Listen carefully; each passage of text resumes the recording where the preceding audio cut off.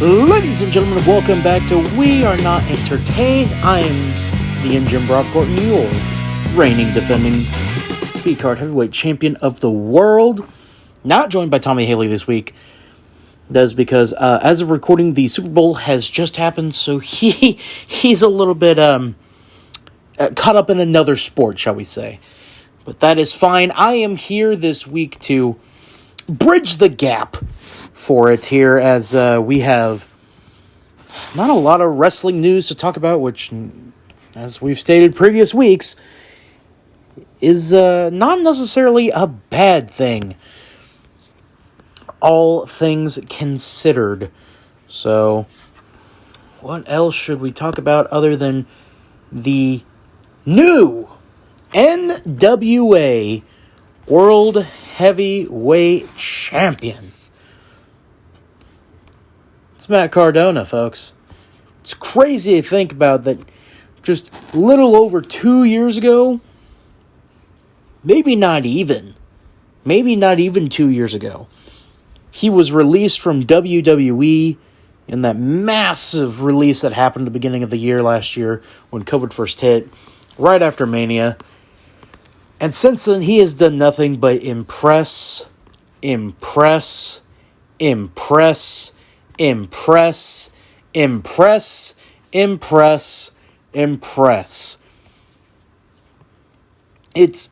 completely incredible what he has been able to do. He has done nothing but prove WWE completely wrong, saying that he wasn't a star, truly. So that has been shown throughout, as he is now your NWA Heavyweight Champion, defeating and dethroning the current champion, Trevor Murdoch, which is a shame because I like Trevor Murdoch. However, I think this is a good move on their part as the NWA, and I think this is probably going to be the right move as well. So yeah, congratulations to Matt Cardona, Zack Ryder, new NWA Heavyweight Champion. WWE released a WrestleMania 38 commercial during the Super Bowl. Not really a surprise. It's Peacock. Super Bowl was on NBC. Who else is going to be surprised by this? It makes a lot of sense. Unfortunately, it's just not looking like it's going to be such a good show now, is it? So, that sucks. But, it's how it is, unfortunately, here. And wrestling. One last note on WWE before we switch over to Superstars review is Sami Zayn is your new Intercontinental Champion. He won it in a... Well, how should we say... he won it. It was recorded, he won it. It's before Blood Money, so... It's really all you can say, because... all I care about at this point is just, it's Blood Money. I don't care at this point. But it is now time for our WWE Superstars review.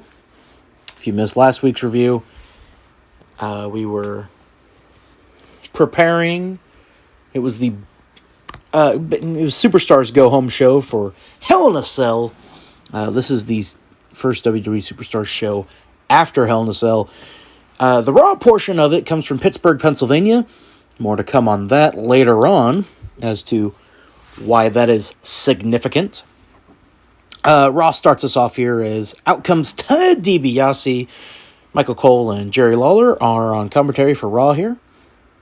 Ted DiBiase cuts a promo about Cody Rhodes being hurt and carried out on a stretcher at Hell in a Cell.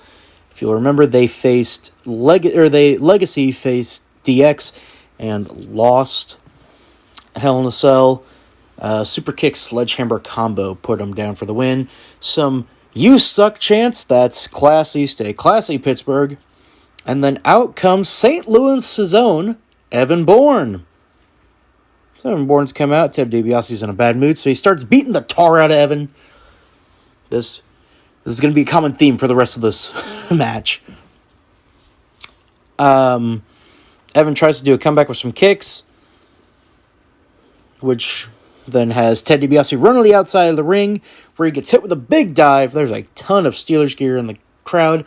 This is coming off their win against the Cardinals in the Super Bowl, so once again, very timely. This is the following season. After that, Evan tries to go for a Hurricane Rana onto Ted on the outside, but Ted catches him, whips him in to the barricade head first. You've seen the spot 1,000 times at this point. Commercial break. Rest hold as we come back. Evan tries to get a comeback going, but it gets shut down. Ted works him over some more. Ted DiBiase hits a drop kick, which I don't remember him ever really hitting. So that was interesting.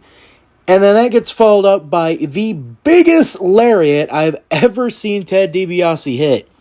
Part of it is because Evan Bourne did a standing shooting star press moonsault, call it what you will. That should have been a finish. Evan kicks out. Rest hold right after that. Springboard kick by Evan as he starts his comeback. As he's doing it, Evan sees that Ted's down. Evan tries to go to the top rope. Ted, it's hard to say, catches his leg. A little bit of back and forth going there. And eventually it leads to Ted locking in Dream Street. His Cobra Clutch slam that he did for the win. Legacy's theme is fucking badass, by the way. This match gets a 2.5 out of 5 for me. It gets a boost for that lariat. After that, we get a Ask the Diva segment. Skip. We see Shelton Benjamin walking down a hallway afterwards with some shoulder wrap on his shoulder. So we go to commercial. And after that, we have Sheamus come out next from commercial. So we switch over from Raw to ECW, which brings me my favorite commentary duo that we have here. So it's Matt Stryker and Josh Matthews. Shelton Benjamin comes out as this is apparently a feud between these two, as Sheamus was the one who hurt Shelton's shoulder. Shelton Benjamin should have been a WWE champion, or at least a world champion at this point, but he wasn't. Shame. I'm going to point it out every time. Referee John Cohn from Kansas City is your official. Don't have a lot of notes for this match because it sucked. I'm telling you that right now. Sheamus works Shelton's shoulder. The crowd is dead, and it's half empty in there. This is a very 2009 match. Shelton tries to hit the T-bone suplex, but fails because his shoulder. The crowd and the arena is dead silent. This is the most eerie sounding crowd I've ever heard because there's nothing. And it's pretty sad because Shelton deserved a lot better than this.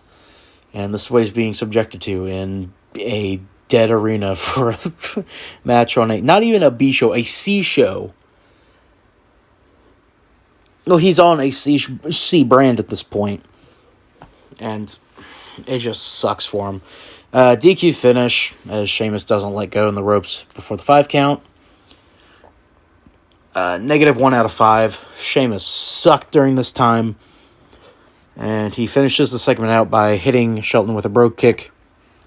Right after that, we get a bragging rights plug. It's SmackDown versus Raw. ECW is still around at this point, as we just saw their wrestlers compete. So I guess they're just not going to wrestle. Keep in mind, at this time, the total of the ECW roster is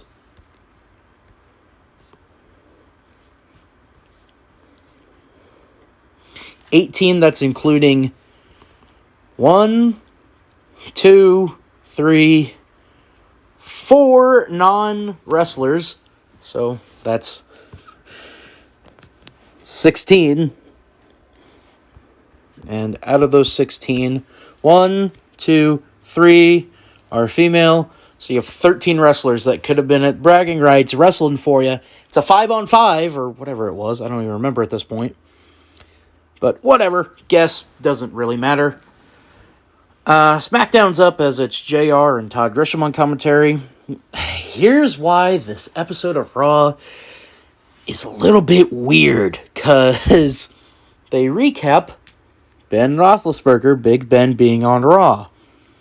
This is a very weird time to review this, as Ben Roethlisberger has retired from the NFL not even a month ago at this point, so it is kind of timely.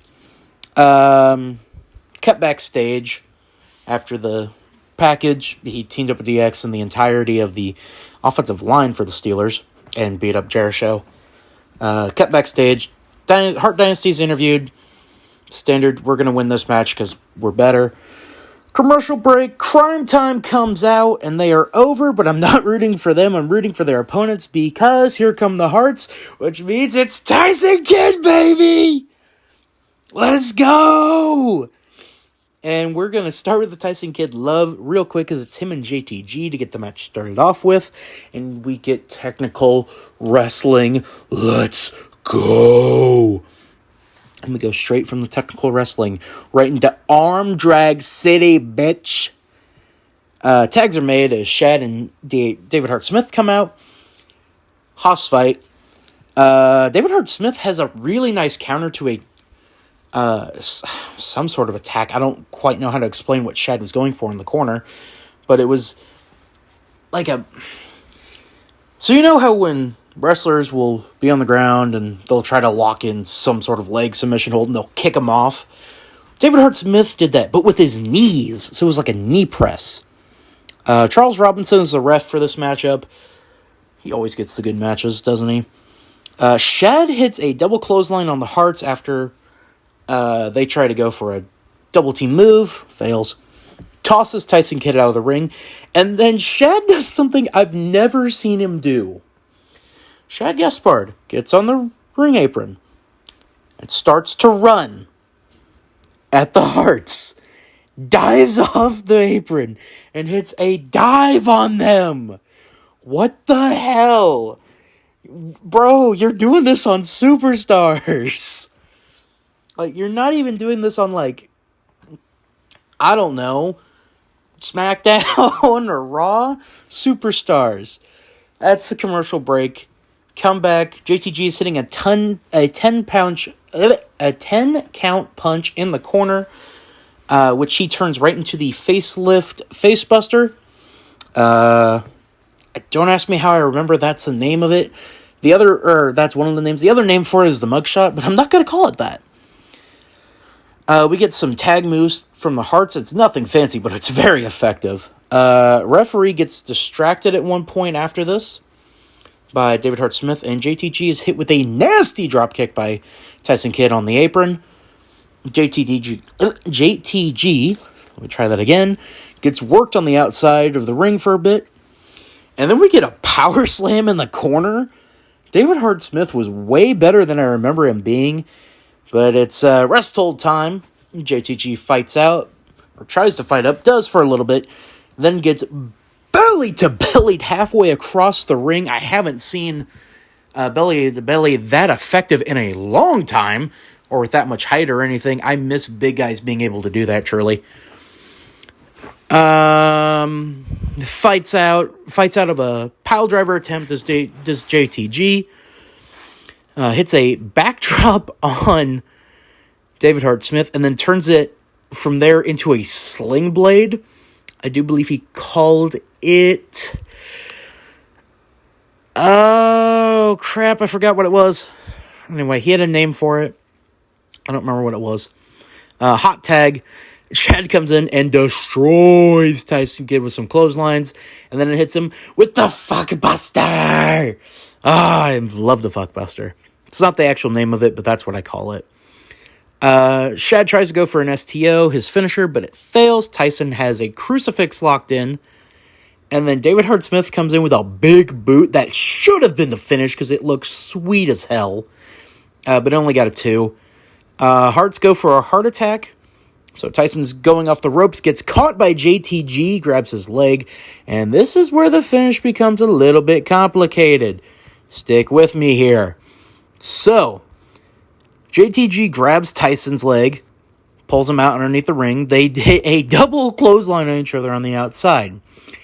As this is happening, Natalya is yelling at Charles Robinson, the referee. At the same time, David Hart Smith tries to put a sharpshooter in on Shad. He gets shoved off,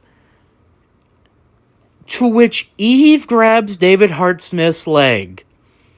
STO by Shad for the 3.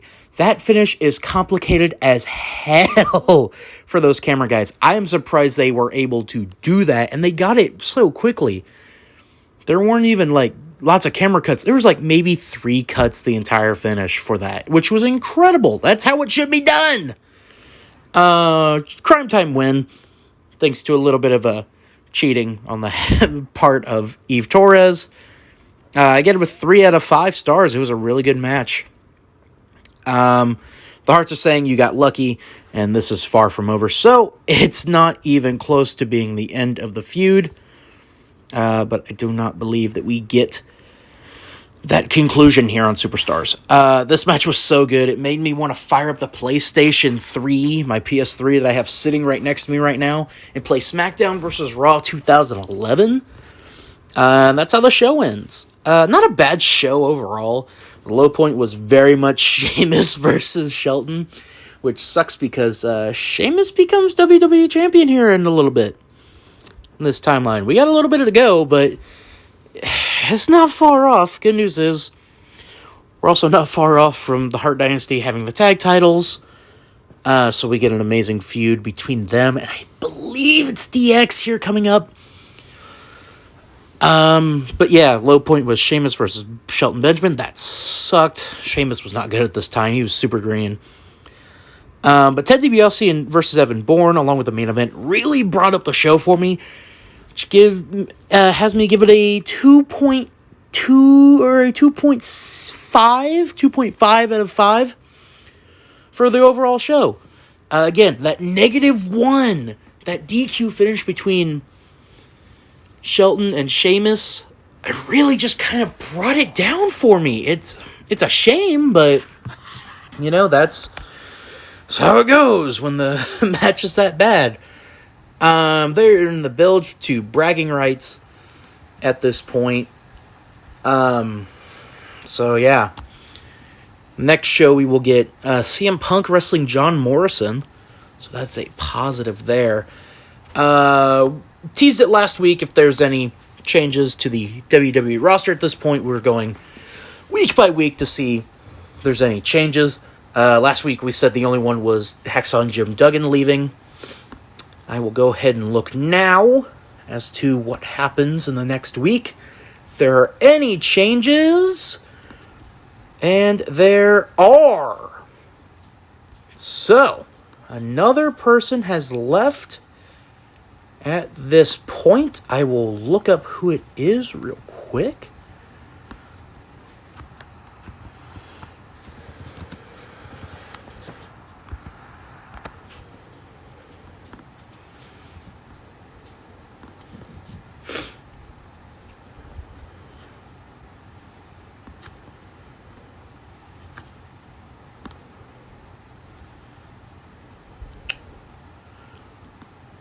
Right, so we are looking for,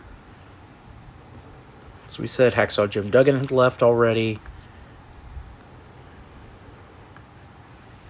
Oh my lord, it's now just kind of, there we go. The website wanted to freeze on me. Cannot find who it was. So, probably a Hall of Famer of some sort that was still on the payroll for WWE at that point is gone.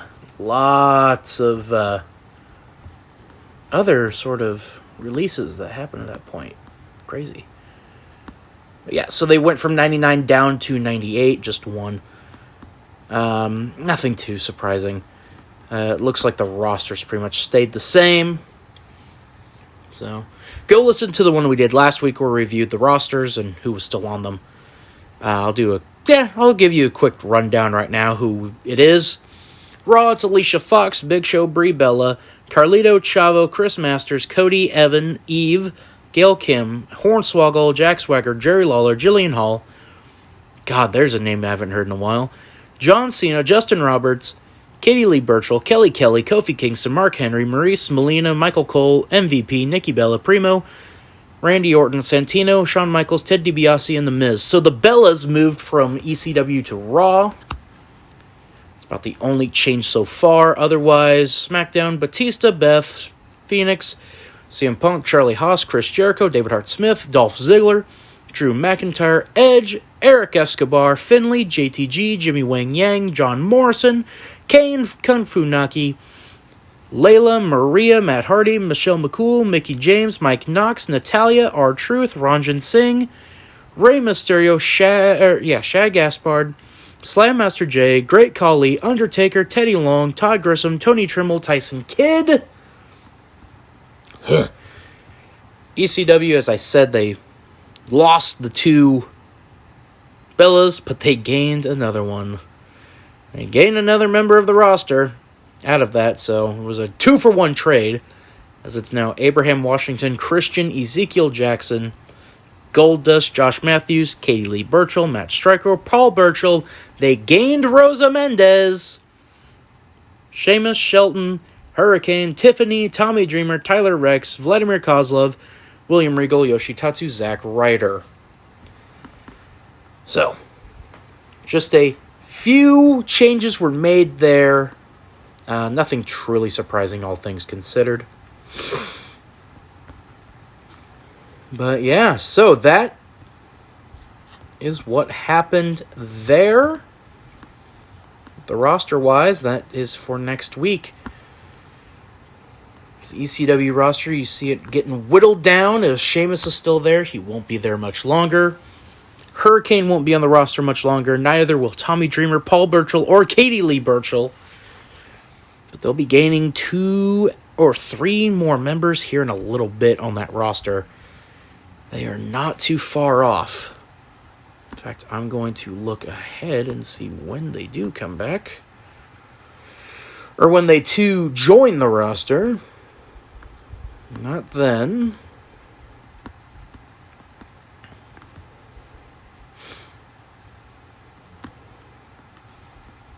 Oh, somebody joined.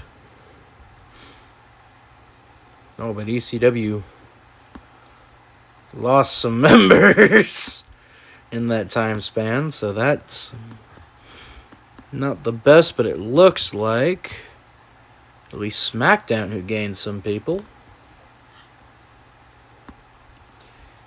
As will Raw, as ECW just continues to get whittled down. They'll be down to 16 members, including everyone who doesn't wrestle for the company. So, shame there for them. So we're getting closer to basically just ECW becoming no more. It's a shame. Really is. We're getting close there. We're in October of 2009. So we're really getting damn close to it. Sorry for the little bit of the rambling going on here. It's kind of just how I am at this point for this. Without Tommy, I don't really have anyone to bounce off of. But rest assured, oh boy, in November, ECW gets a new member, and he's in AEW right now. But that is a story for another time. Go listen to the Big Time Talkers episode where we reviewed the final episode of ECW in Kansas City. Other than that, plugs for this week. Well, there wasn't a CSP this past week, which means HCW took back over. So go give that a watch. HCW is getting geared up for March to Madness, which is coming up here shortly. Don't have an official date on that yet, but stay tuned for it because March to Madness is coming up. It's a big show for HCW, and we appreciate Macy allowing HCW to enter into your home the card for this past week of HCW for you, so you can get a little bit of a teaser. Little Punk was in action and singles action, as well was Alan Thomas and Brett Lear. And AJ Dallas defended his HCW YouTube Heavyweight Championship against Taylor Van Diver, and there was more on the show that I will not reveal. But yeah, that's going to be a fun one. or that was a fun episode of HCW to do. A lot of new faces from the KCPW roster made their debut. But when it comes to CSP, that podcast is still live. It was episode number 5. Florida does as Florida do. As Macy Shear took us on a trip from the Netherlands to Florida to California, the Middle East, and to Cincinnati, Ohio, and beyond. Of course, Florida was being Florida. It was basically idiocracy reigns supreme when it comes to CSP. Get that check out and all that lovely stuff. And of course, big time talkers coming up this week. Our top 5 for this coming up week. Top 5 mascots. That is right. Mascots. Not just any mascots, actual mascots. Like sports mascots, not brand mascots. You're not going to see like Tony the Tiger or Green Giant or Brawny Man. It's going to be, the Philly Fanatic. And